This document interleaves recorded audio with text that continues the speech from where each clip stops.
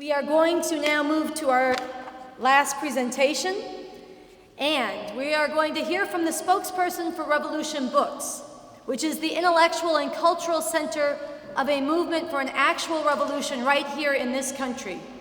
At the heart of Revolution Books is the new communism that has been developed and forged by Bob Avakian, the chairman of the Revolutionary Communist Party, and this bookstore features a wide range of books on philosophy, science, novels, poetry, the arts, history, and more from all around the world.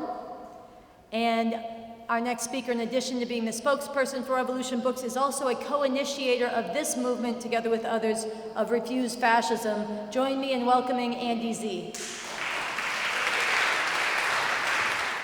Fascism in America. Could it happen here? Yes. Is it happening here? Yes. The call to action of Refuse Fascism begins. The Trump-Pence regime is a fascist regime. Not insult or exaggeration. This is what it is. What is the danger that the Trump-Pence government poses? Nothing less than the fate of the planet and humanity as we know it. This regime has already taken measures which, if allowed to continue much longer, will have devastating effects on the environment. Deadly impact that could take decades to undo if, and that is a big if, repair would even be possible. And should the regime be able to carry out their full plan, the result would be catastrophic. This is not the worst of it, even as it is ethically suspect to quantify just which of the many horrific measures that this regime is taking is actually worse. Nevertheless, the call to action from Refuse Fascism says, quote, because Trump has his finger on the nuclear trigger, the Trump-Pence regime is more dangerous to the world than Hitler. We must be clear. The Trump-Pence regime has already brought the world closer to nuclear war than any time in the last 80 years, according to those who set what is called the doomsday clock. They say it is now 2.5 minutes to midnight. The first 100 days of this fascist regime in the Trump-Pence administration have tripled the number of civilian casualties in the Middle East. Trump launched missiles at Syria while dining at his Florida country club. And the next week, he dropped the biggest non-nuclear bomb made, for no other purpose than intimidating the entire world. Now, he is engaged in the most dangerous and thoroughly unjust nuclear blackmail with North Korea. Trump boasted that he would bomb the shit out of them. And he said, if we have nuclear weapons, why can't we just use them? And then there's Vice President Pence, standing on the North Korean border, declaring, we're going to abandon the failed policy of strategic patience. These deadly actions are, on the one hand, a continuation of aggressive and murderous policies carried out by Obama and previous administrations. But they are now supercharged with the strongman imperative of a fascist regime which has riled up its social base to support and to demand that the gloves, such as they were, come off in order to bludgeon the entire world to their vision of making America first. This must be stopped. And to do so will require the most determined struggle. All of you here tonight and those of you watching on live stream, now is the time to stand together, organizing thousands and ultimately millions to, as Refuse Fascism says in its call, to move heaven and earth to drive out this regime. And that this must be a moment in history when millions stand together with conviction and courage, overcoming fear and uncertainty, to resist and say no, not just for ourselves, but in the name of humanity. So as Sansara said, I'm Andy Z. I'm one of the initiators of Refuse Fascism and the spokesperson for Revolution Books. I'm also an advocate for the new communism developed by the revolutionary leader Bob Avakian. But before I begin, I want to thank the other speakers for coming out tonight, for sharing your work and your insights. And I want to thank all of you for coming out and being a part of this program. Let tonight spark 10,000 conversations. And let tonight have those conversations be the basis upon which you go out and talk to many other people to act according to what you learned tonight. If you got a diagnosis of cancer, I hope you would do everything possible to drive it from your body. Radiation, chemo, changing your whole life so as to live. Does fascism, a societal cancer, require less? We face an emergency, and we face it now. Again, from Refuse Fascism's call, quote, "Fascism has direction and momentum. Dissent is piece by piece criminalized. The truth is bludgeoned. Group after group is demonized and targeted along a trajectory that leads to real horrors." Hasn't this already begun? Instilling fear and impacting and destroying lives, immigrant lives, Muslim lives, refugee lives, Mexican and Latino lives, Black lives, and in a very real sense, ultimately the lives of people here and around the world. 48-year-old Romulo Albiuca Gonzalez lived in the U.S. for decades. He dropped his teenage daughters off at school. ICE waited, then they pounced. Romulo is ripped away from his families. There are hundreds more stories. The Trump-Pence Attorney General Jeff Sessions, standing on the border with Mexico, a hellscape, he called it. He drawled with his sickening plantation master sneer.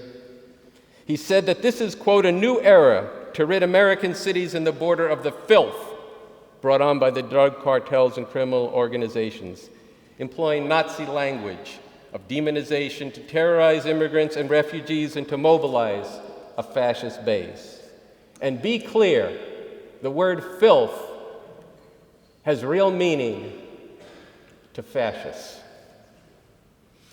And this after Jeff Sessions moved to rip up the consent decrees with racist, brutal police forces around the country, calling for the police to be, he was calling then for the police to be unhampered in terrorizing blacks and Latinos in the inner cities. And John Kelly, General John Kelly, head of Homeland Security, is rapidly moving to completely militarize the border, expanding and unleashing ICE squads around the country, declaring that any and everyone in the U.S. illegally is subject to deportation.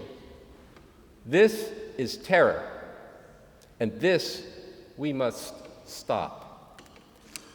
Look, deportation is not new. President Obama set a record deporting 3 million human beings. And let's get one thing straight. No human being is illegal, okay?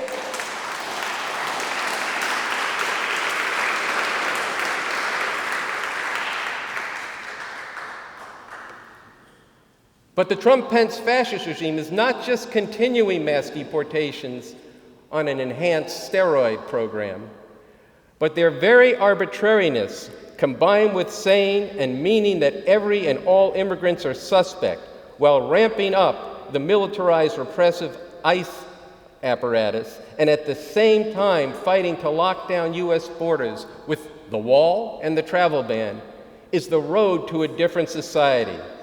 It is a fascist zeitgeist, and it will be a fascist law with horrific consequence. The demonization of the refugee and the immigrant, filth, criminals, rapists, stealing our jobs, Muslims, by definition terrorists. All this is the cutting edge of a whole fascist package of Make America White.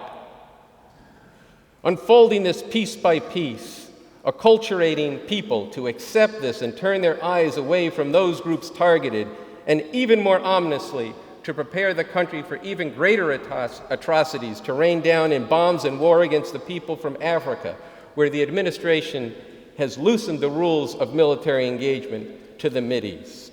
This is fascism. And if we had the time, we could make the case for the same kind of transformations and vicious programs that are aimed against women, black people, LGBTQ persons, and the existential danger that this regime poses for the planet and all of its species. If you are concerned about, if you are fighting back on any of these fronts, understand that these battles are not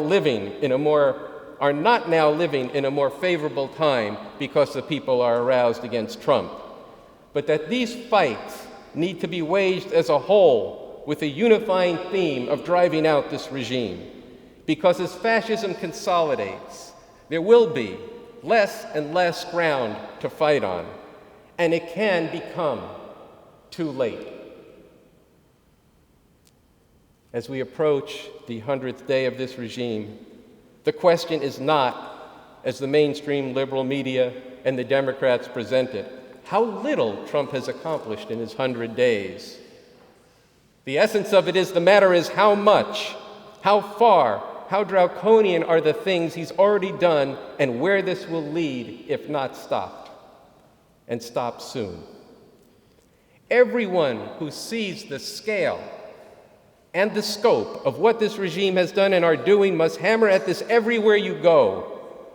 The Trump-Pence regime is doing that. Every day they jump from one outrage in word and deed to another, from dropping bombs to terrorizing communities while careening from one lying and threatening tweet and outrageous press conference to another. It's dizzying, and that is an integral part of the method to their madness. Through the sheer, unrelenting, outrageous horrors, people are becoming inured, and the madness gets normalized. From the Refuse Fascism call to action. The Trump-Pence regime from day one has been, quote, subverting the separation of powers, the separation of church and state. The regime has called for a new nuclear arms race. It has demonized the press. It has dismissed the very concept of truth, substituting their own fabricated alternative facts. And most important, fascism is not just a gross combination of horrific reactionary policies.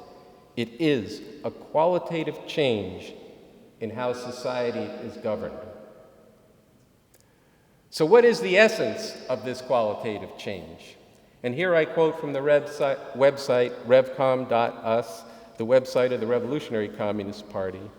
The quote is this, quote, fascism is the exercise of blatant dictatorship by the capitalist imperialist ruling class, ruling through reliance on open terror and violence, trampling on what are supposed to be civil and legal rights, wielding the power of the state, and mobilizing organized groups of fanatical thugs to commit atrocities against masses of people, particularly groups of people identified as enemies, undesirables, or dangers to society.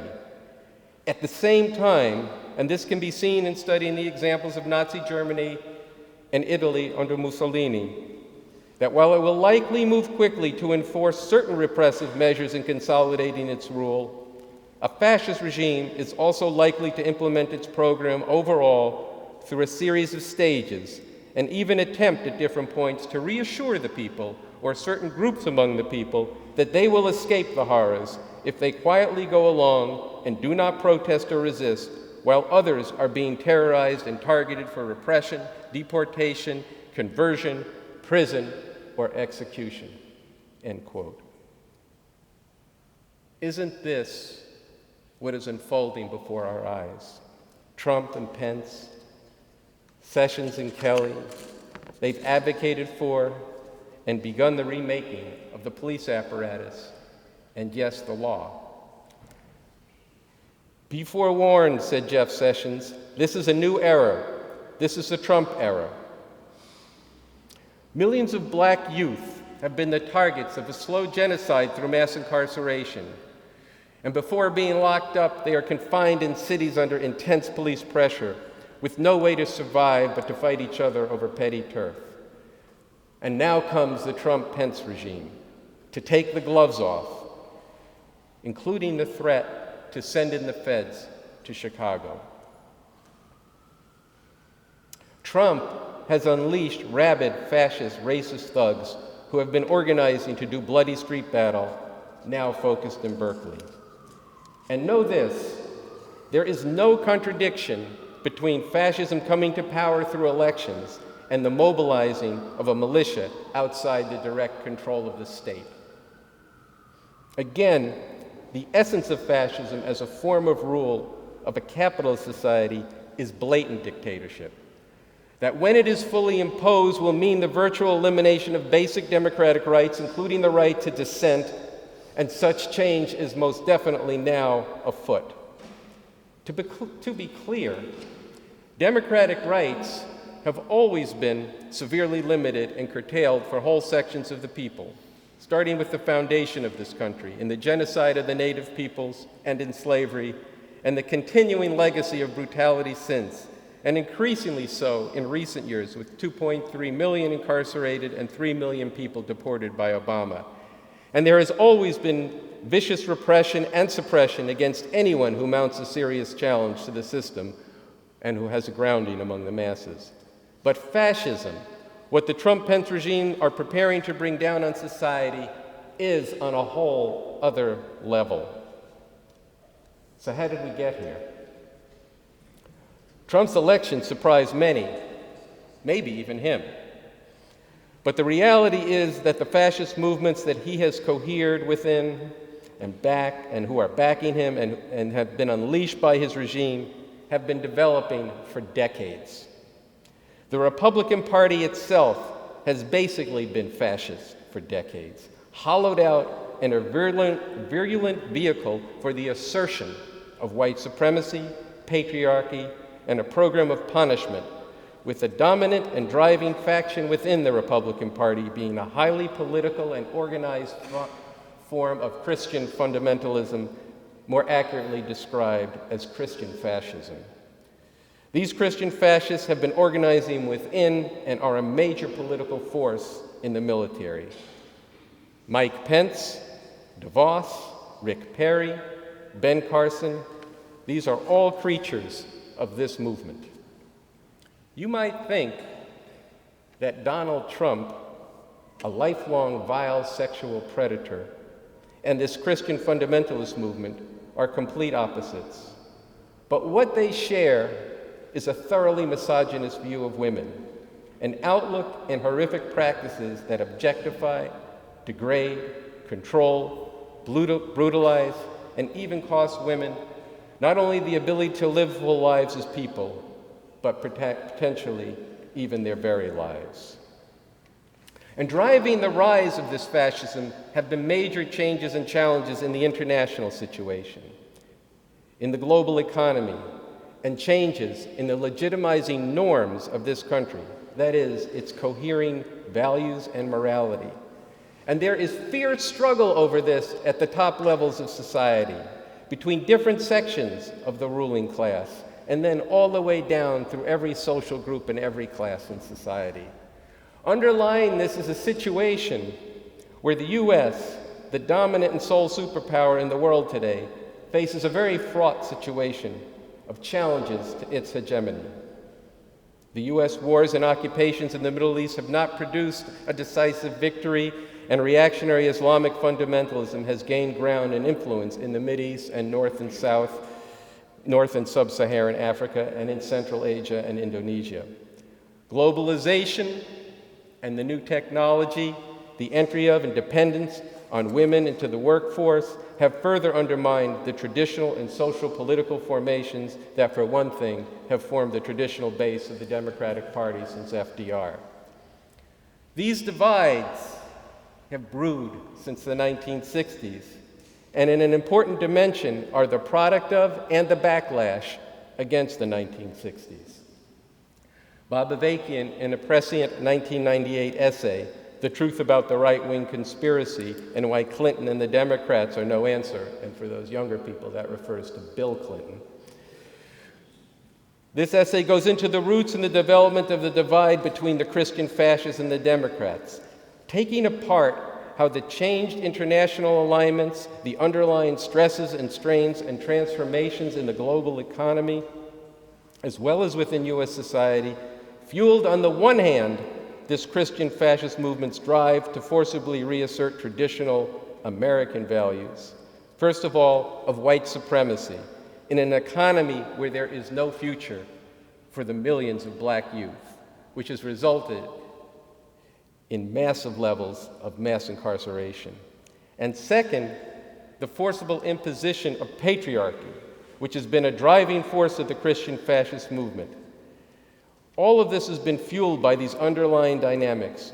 And as women have come into the workforce and their traditional subservient roles of morality have, in the eyes of these Christian fascists, been undermined by birth control and the right to abortion and the lifting of women's sights through the struggle of the women's movement, all of this is seen as something that of grave threat to what they see as the coherence of America. And yet, on the other side, the Democrats came to represent a multicultural, inclusive vision of America.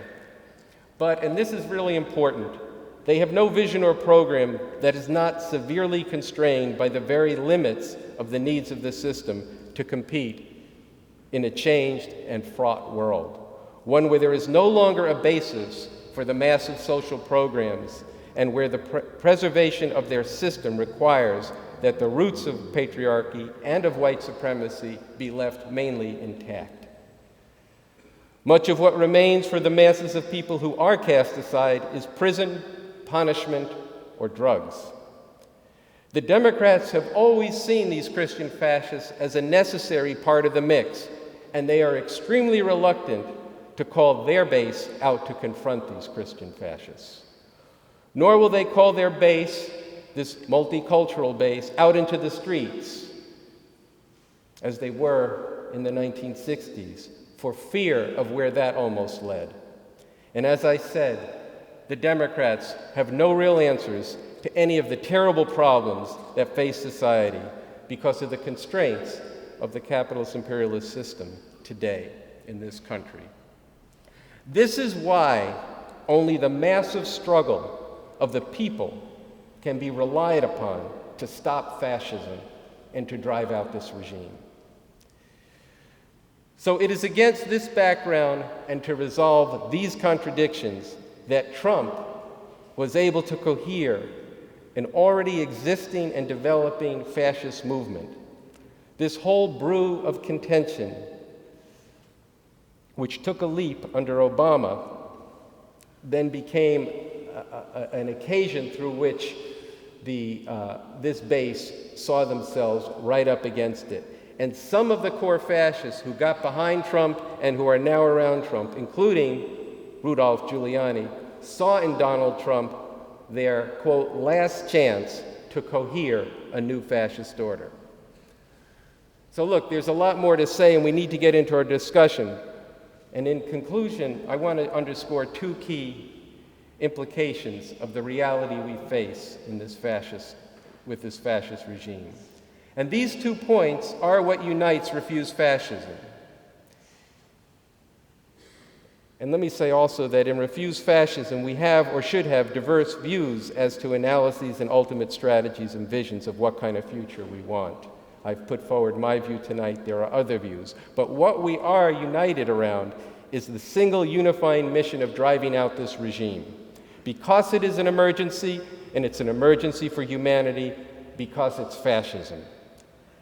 And second, our call to action says, don't normalize, don't accommodate, don't conciliate, and don't collaborate. No, Bernie Sanders, we must not work with this regime. If you do, you normalize the road to horror. No, indivisible, this is not a pendulum swing, and channeling resistance into 2018 is, and I quote from our call, folly, betraying a lack of understanding of just how fast and furious and profoundly this regime will change the rules, cement its rule, and destroy lives and crush spirits. To those who say, calling this fascism premature, to those who say calling this fascism is premature, I say no and yes. No, history has shown that fascism must be stopped before it becomes too late. And I'll say yes, but only in this sense. Now is the time to prevent this fascist regime from fully consolidating by driving it out. This is a fascist regime. This is a serious diagnosis. It is an emergency. And I don't come to you as someone who has thought for a minute that this system before Trump was anything but an unending horror for the majority of humanity. And I work for the day when it can be ended. But I am here today to say that if it is indeed true that the doomsday clock is 2.5 minutes before midnight, if it is indeed true that group after group is already and will be demonized, assaulted, and cast aside, if it is indeed true that the very ability of people to speak out and to stand up and to fight back and to struggle for a better world could be severely diminished should this regime move to full-out fascism, then we need to get organized and act with determination like never before. Each of us must put a lot on the line. There is no business as usual. There is no protest as usual.